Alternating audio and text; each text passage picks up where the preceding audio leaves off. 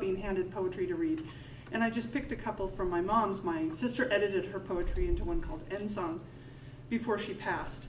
And I realized my mom doesn't have a lot of happy poetry, but that was her style. She had very, but I'll start with one of the happier ones, which talks about Arizona, and I love it, and it's called Crossing Navajo Country. Stone colors at roadside, Stone colors at roadside sink to yellowed grays, the pallor of dead ash on swollen rock, shades of desolation. But across the valley, rose-ribbed rock cliffs, caramel, slate, lavender rise over these pale ghosts, and black-clumped cedar slopes lift to the tops of mesas where gods may walk, robed in colors we have not seen. And I thought that's beautiful. Arizona, and she has wonderful perception. The first one I want to read is because it's about writing, and it's called Pencil Whipped.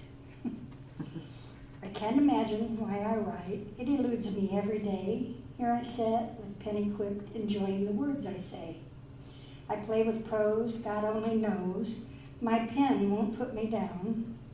I cannot find the time to stop and turn my head around. The papers mount, I'll never count the ones I've thrown away. I must admit, I'm pencil whipped. There's just so much to say. There's a certain slant of light, or officially as it's named, number 320, because Emily Dickinson did not name her poems.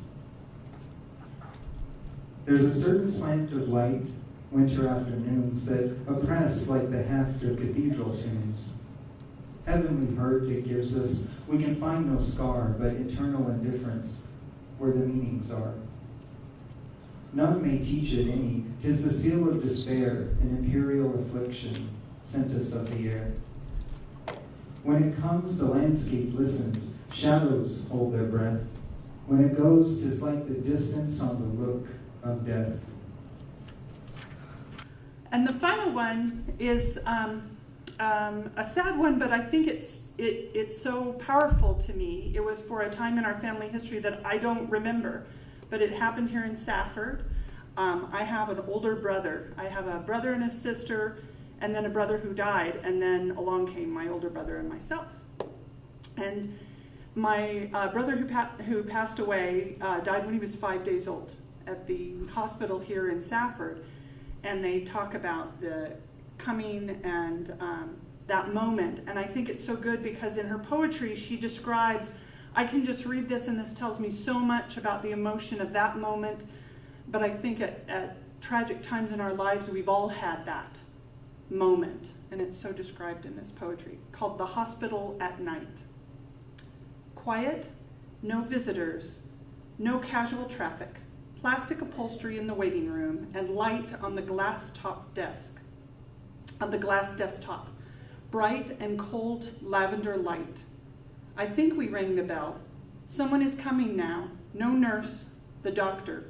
Fear melts in the ritual of recognition. This is the moment in the book, the movie, the comic strip, TV, the old radio program, when the door opens and the doctor comes toward you, and you see his face before he speaks. Nothing to be afraid of. Now he can only tell us what we know. And I thought if you've been there at those moments, you know what that moment is like. And I appreciate the power of poetry, being able to say that.